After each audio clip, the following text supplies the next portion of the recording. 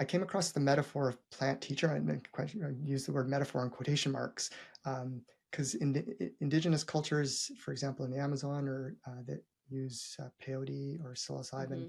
I found common in the anthropological literature, common reports about these being understood as teachers, and that people who partook of them could learn from the spirits of these plants.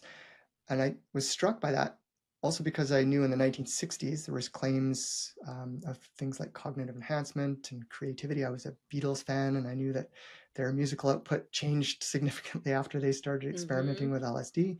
Mm. Um, I read Aldous Huxley's book Island when I was 16, and that was his final novel that he wrote before he died.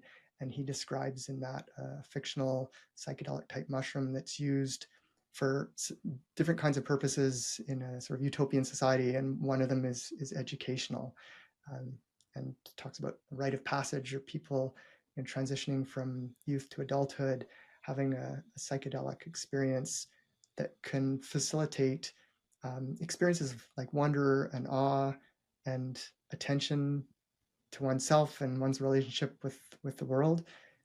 And that really resonated and struck with me. So it led me to pursue first a master's thesis and then a PhD in education, developing this idea. At the time, the word psychedelic was kind of taboo. Right. There's not much I think it psychedelic Mm. research still happening. is, sort of. Yeah. It Mm. still has a negative connotation at times. So I went with the word entheogen that had been coined by some religious studies scholars and anthropologists, that describes the shamanic or spiritual type practices of plants like ayahuasca or peyote, and developed the idea of entheogenic education, um, which was kind of code for using psychedelics as tools for learning or cognition.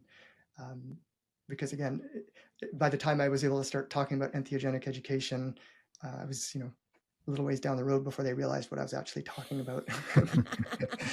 And by then I'd kind of gotten their attention and was able to continue.